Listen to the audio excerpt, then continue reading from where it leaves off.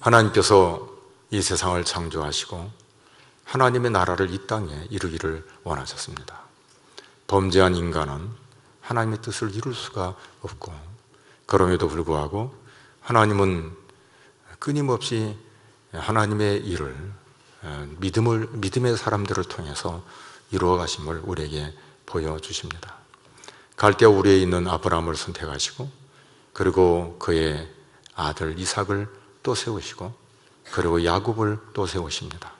야곱을 통해서 12아들을 하나님께서 허락해 주셔서 이스라엘의 12지파를 하나님께서 세우게 하십니다. 많은 우여곡절이 있죠. 오늘 낮에도 말씀드렸습니다만, 예수 믿는 사람들은 이 땅에 살면서 결코 고난이라는 것은 벗어날 수가 없습니다. 반드시 고난이 늘 있게 마련이고, 그런데 그 고난은 우리로 하여금 억울하게 하는 고난이 결코 아니라는 사실입니다. 고난이 없이 믿음 생활을 하는 일은 결코 없습니다.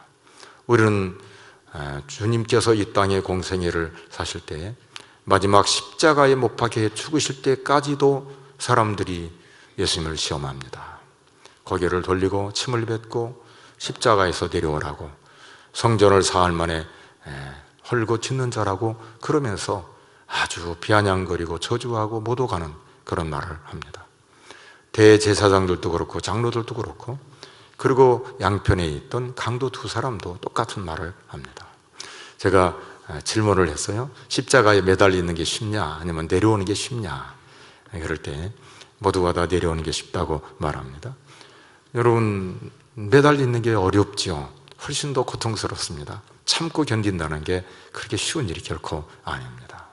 그러나 주님께서 우리를 구원하시는 목적이 분명하게 있기 때문에 그 목적을 따라서 하나님의 말씀에 철저하게 순종합니다.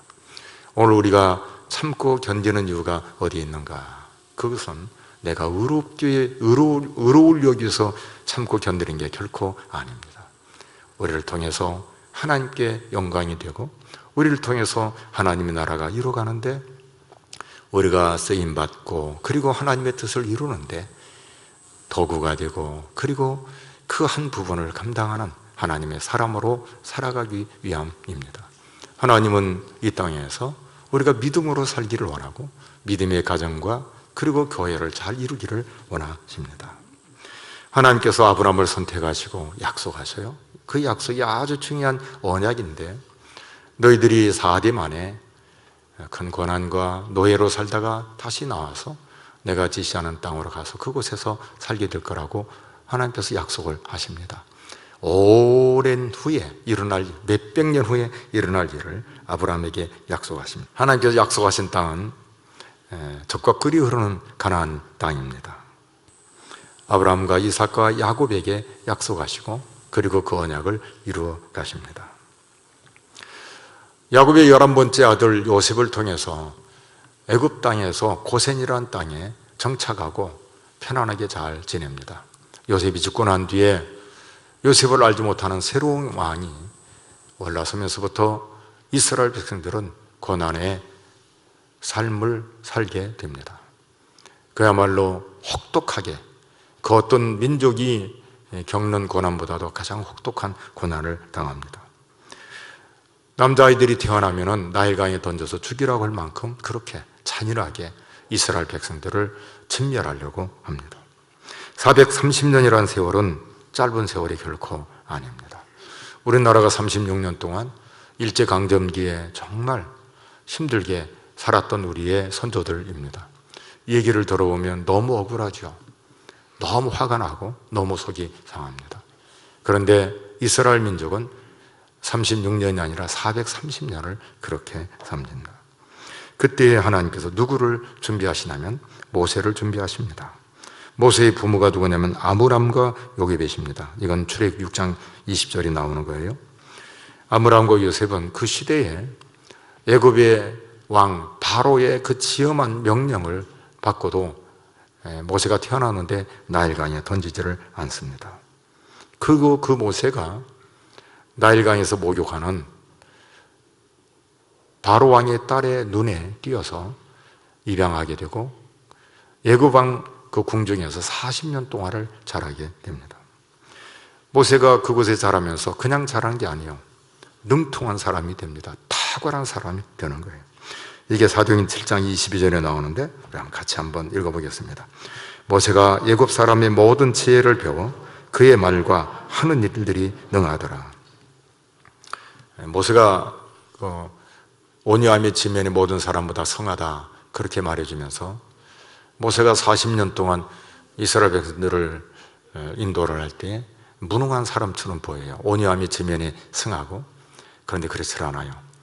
법에 능통한 사람이고, 그리고 아주 이 전쟁에서 적을 이길 수 있는 그런 막강한 힘을 가진 사람, 그리고 통솔할 수 있는 리더십을 가진 사람이 누구냐면 모세입니다. 근데 그걸 사용하지를 않죠. 하나님 나라의 백성을 끌어갈 때에는 하나님 말씀대로 순종하면서 끌어갑니다. 세상의 방법을 동원하지 않고 하나님이 요구하는 대로 순종하면서 나아갑니다. 40년 광야 생활을 지나가고 난 뒤에 모세가 죽고 여호수아가 바톤을 이어서 이스라엘 백성들을 가나안 땅으로 인도합니다. 그때에 여호수아에게 하나님께서 주신 메시지가 있어요. 그건 다른 게 아니라 내가 너와 함께 하겠다는 겁니다. 너를 대적할 자가 없다고 말합니다. 너를 떠나지도 않고 너를 버리지 않겠다고 약속하십니다. 여호수아 1장 5절인데 우리 한번 같이 읽어보겠습니다. 내 평생에 너를 등이 대적할 자가 없으리니 내가 모세와 함께 있었던 것 같이 너와 함께 있을 것임이니라. 내가 너를 떠나지 아니하며 버리지 아니하리니.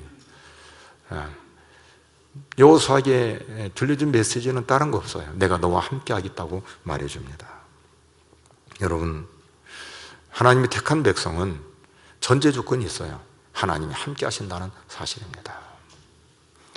하나님이 함께 하시는 인생은 행복한 인생입니다. 우리가 정말 초라한 가운데 있다 할지라도 어느 때 우리의 입가에서 미스가 흘러나오냐면 하나님 나와 함께 하시는 사실을 내가 믿고 깨달을 때에 여유가 있고 나도 모르는 사이에 웃음이 나옵니다. 사실 이 땅에 사는 삶은 웃음이 나올 일이 별로 없어요. 엄밀하게 보면 다 죄인들의 행진이기 때문에 살다 보면 인생이 진짜 아무것도 아니라는 걸 깨닫게 됩니다. 그런데 인생에 정말 존귀한 존재고 그리고 정말 아름답게 살 수 있는 그 키가 어디에 있는가? 예수 믿는 믿음에 있는 것입니다. 하나님과 함께 하시는 그곳에 인생의 인생됨의 가치가 있고 사는 삶의 가치가 있고 추구하는 거기에 의미가 있는 겁니다. 살수록 마찬가지예요. 여러분 가만히 보십시오. 살아가는 모든 사람들의 삶을 보면 다 바빠요. 근데 그렇게 바빠도 나중에 보면은 얻어지는 게 별로 없습니다. 많이 얻었다 해서 다 누리는 것도 아니고 가졌다 해서 그것이 다 자기 것이 되는 것도 결코 아닙니다. 사람들이 많이 내 곁에 있다 해서 그 사람들이 나에게 도움이 되는 건 결코 없어요. 결정적인 때는 아무도 도움이 없어요. 갑자기 내가 어떤 일이 딱 당해서 아파요. 누가 도와줘요? 아무도 없어요. 아무도 없습니다. 그렇기 때문에 그렇게 대단한 사람들이 퍽퍽 쓰러져도 그 때를 놓쳐가지고 참 모두가 다 인정할 수밖에 없는 그래 인간이야. 그래 인간이야. 인간은 인간일 뿐이지 그 말을 할 수밖에 없는 게 인간입니다. 그런데 여호수아에게 함께 하신다고 말씀해 주십니다. 우리가 예수를 믿는 순간 엄청난 우리가 은혜를 입게 되는데 그건 뭐냐면 나 같은 죄인에게 하나님이 함께 하신다는 사실입니다. 이거보다 더 큰 복은 없어요. 사실 인간의 인간됨의 그 자긍심은 사실은 거기에서 나오는 겁니다. 주님이 함께 할 때에 우리는 그것을 깨달을 때에 나도 모르는 사이에 삶의 힘이 탁 솟구쳐 오릅니다. 나이와 상관이 없어요. 젊은이는 젊은이대로, 중년은 중년대로, 노년은 노년대로, 아니 훨씬 나이가 많이 먹은 사람도 불끈불끈하니 뭔가를 하고 싶은 탁 이렇게 솟아오르는 게 있어요. 그의 주님이 함께하기 때문입니다. 이건 정말 그걸 경험한 사람만이 고백할 수 있는 것입니다. 여호수아에게 주께서 이어서 말씀하실 때 강하고 담대하라고 말합니다. 다른 거 하지 않아요? 자로나오로 치우치지 말고 이율법 제월 내 입에서 떠나지 말고 주야로 그것을 묵상하여 다 지켜 행하라. 그리하면 내 길이 평탄하게 되고 내가 형통하리라고 말씀해 주십니다. 이건 자막을 봐서 읽어야 하는데 그냥 지나가도록 하겠습니다. 길어서. 여호수아가 가나안 땅을 정복하기 시작하는데 어떤 일이 벌어지냐면, 오늘 전쟁은 특이한 전쟁입니다.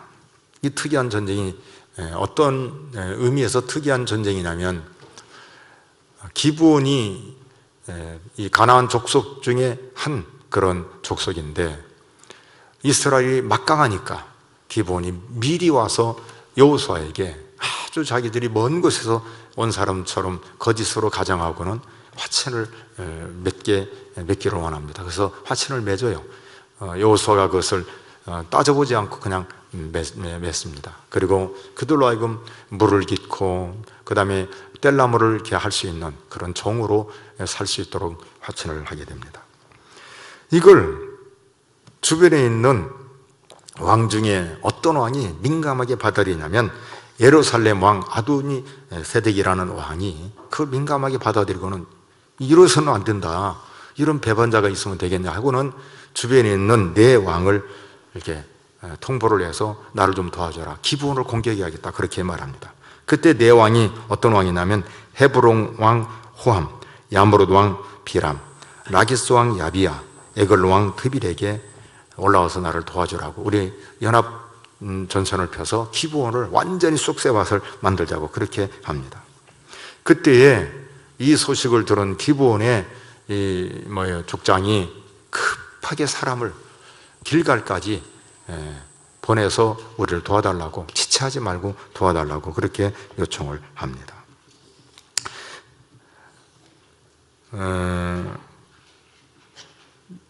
여기에 우리에게 참 감동을 주고 깨닫게 하는 게 있어요.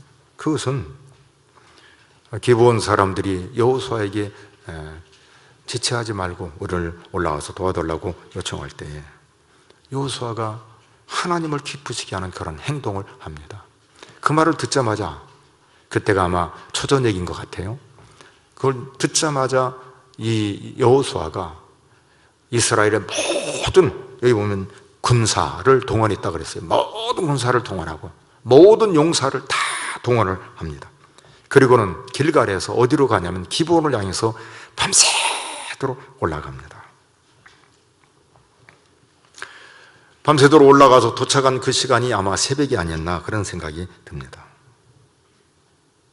여러분, 여기 우리에게 아주 중요한 도전, 깨달음을 주는데 그게 뭔지 아세요? 그것은 비록 짧은 그런 족속, 그리고 진멸해야 할 그런 족속이지만 약속을 맺고 그 다음에 그들을 보호해 주겠다고 약속한 여호수아는 그 약속을 지키기 위해서 올라갔다는 사실입니다. 한 번 맺은 약속, 그리고 한 번 관계를 가진 그 관계를 여호수아는 소중하게 여기고, 그리고 그것을 지키기 위해서 올라갔다는 사실입니다. 이걸 하나님이 기뻐 받으십니다. 이것을 하나님이 원하셔요. 여러분, 아무리 시대가 변했다 할지라도 신의를 지키는 사람들은 좋아합니다. 아무리 세상이 변했다 할지라도 끝까지 약속을 지키는 사람들은 좋아합니다. 이걸 누가 좋아하냐면 하나님께서 좋아하십니다. 한 번 맺은 약속 지킬 줄 알아야 되고, 한 번 믿음으로 살겠다고 하나님께 소원했으면 믿음으로 살 줄 알아야 되는 것입니다. 이 전쟁에서 이스라엘이 크게 이깁니다. 그저 게임이 안 되게 이깁니다. 그런데 놀라운 일은 이 전쟁에 누가 개입을 하시냐면 하나님이 개입했다는 사실입니다. 어떻게 개입한 줄 아세요? 처음부터 개입하셔요.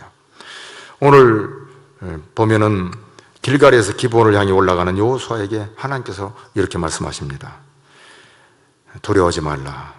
그들을 내 손에 넘겨주었으니 그들 중에 한 사람도 너를 당할 자가 없다. 올라갈 때에 하나님께서 여호수아에게 나타나서 말씀하십니다. 사실은 누구에게 이 소식을 들었냐면 기브온 사람을 통해서 소식을 듣고 그 말을 듣고 올라가는데 나타나서 여호수아에게 힘을 북돋아 주신 분이 누구냐면 하나님이에요.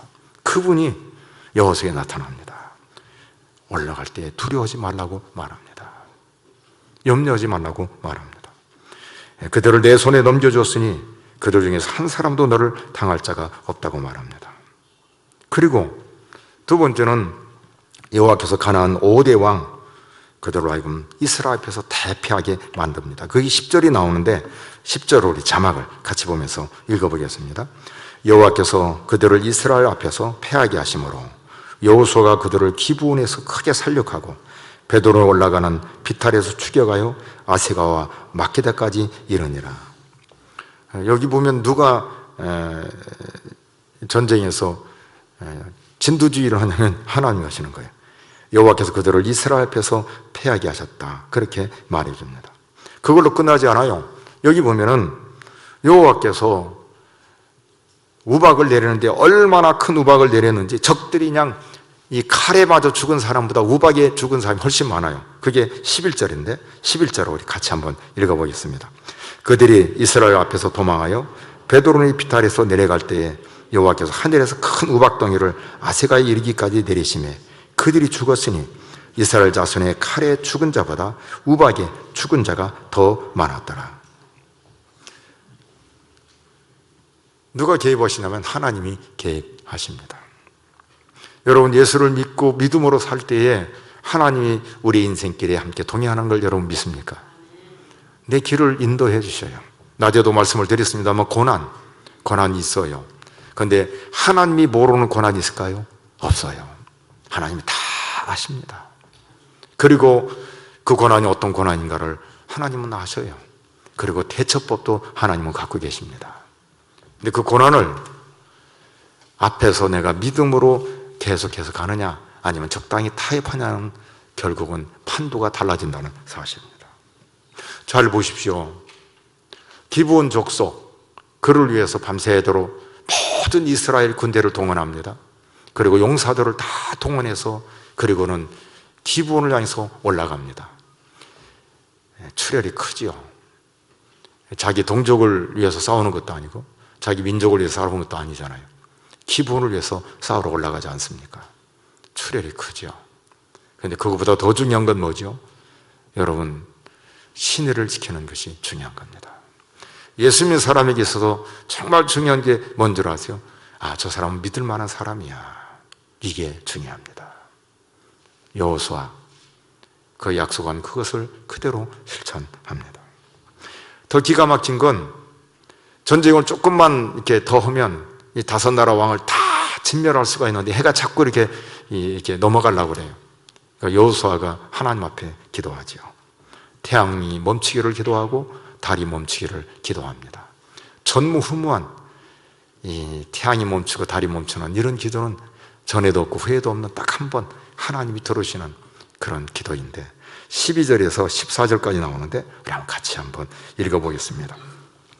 여호와께서 아모리 사람을 이스라엘 자손에게 넘겨주시던 날에 여호수아가 여호와께 아뢰어 이스라엘 목전에서 이르되 태양아 너는 기브온 위에 머물라 달아 너도 아얄란 골짜기에서 그리할지어다 하매 태양이 머물고 달이 멈추기를 백성이 그 대적에게 원수를 갚기까지 하였느니라. 야살의 책에 태양이 궁중에 중천에 머물러서 거의 종일토록 속히 내려가지 아니하였다고 기록되지 아니하였느냐. 여호와께서 사람의 목소리를 들으신 이 같은 날은 전에도 없었고 후에도 없었나니 이는 여호와께서 이스라엘을 위하여 싸우셨음이니라. 아멘. 이걸 가지고 이제 왈가왈부 말이 많아요. 태양이 어떻게 머무를 수 있냐, 달이 어떻게 머무를 수 있느냐. 그런데 여기서 말씀을 드립니다. 이 과학자들 중에 진화론을 믿는 자들은 늘 강조하죠.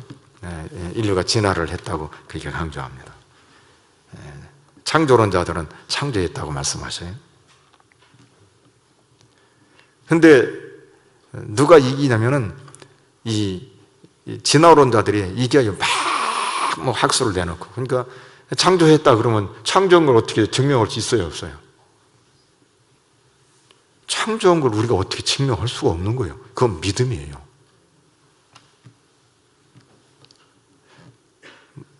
갑자기 여러분들이 다 그냥 놀라는데 그건 믿음이에요. 하나님 말씀하신 거예요. 그러니까 그걸 놓고 왈가왈부할 필요가 없어요. 하나님이 세상을 창조하셨습니다. 그럼 끝나는 거예요. 창조, 과학, 거기다 과학을 붙일 필요가 없어요. 우리는 하나님이 창조하신 걸 믿는 거예요. 그냥 붙인다면 창조 신학이죠. 그러게만 훨씬 더 수월한 거죠. 여러분, 이 세상에 모든 이루어지는 걸 여러분 다 이해해요? 못해요. 할 수가 없어요. 모든 우주 만물이 이렇게 움직이는 것을 과학자들이 다 알아요? 몰라요. 하나님이 하셨어요. 그리고 그들 밑에도 누가 창조하셨는가?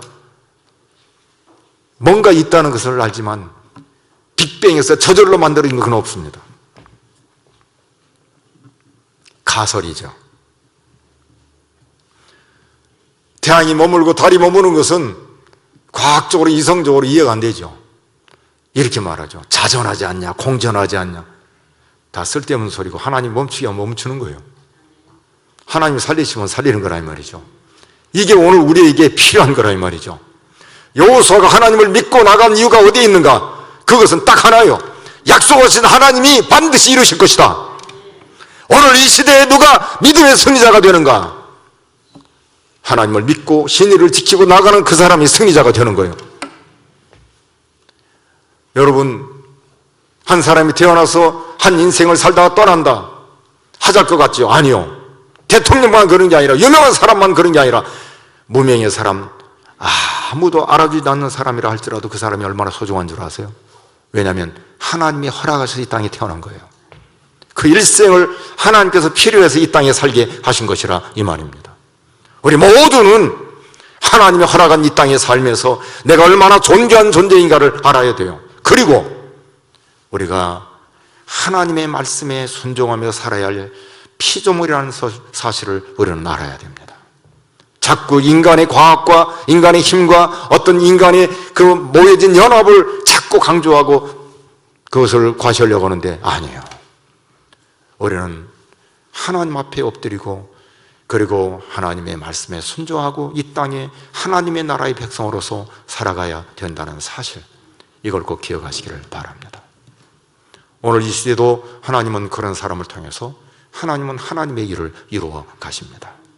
태양이 머물라 할 때 머물게 되는 이런 역사가 일어날 것이고 달이 머물라고 하면 머물게 되는 이런 역사가 일어날 겁니다.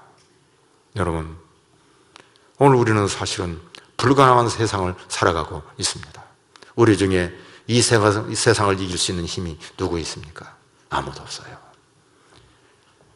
젊었을 때는 객기 부리고 뭔가를 할 것 같지만 보십시오. 아무리 힘이 세고 거대한 그 체력을 가진 사람이라 할지라도 하루만 굶어 보십시오. 아무것도 안 돼요. 아니, 하루만 잠을 못 자보십시오. 인간 아무것도 아닙니다. 아니, 코로나만 걸려 보십시오. 꼼짝 못 하는 거예요. 이게 인간이요. 하나님이 하나님 백성을 보호해 주십니다. 우리가 해야 할 것은 약속의 하나님을 믿고 믿음으로 순종해 나가는 겁니다. 오늘 우리 교회가 그렇게 되기를 바랍니다. 우리의 인생에 개입하시는 분이 누구인가? 하나님이셔요.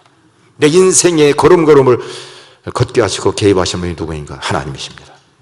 그 하나님, 내 인생에 개입하셔서 나를 인도하시고 나보다도 나를 더 잘 알고 계시는 그 하나님께서 나를 이끌어 가시는 그 하나님, 그 하나님을 늘 바라보면서 신의를 지키는 그 하나님, 약속을 지키시는 그 하나님, 나도 그 약속을 지키고 살아가는 하나님의 사람들로 살기를 바랍니다.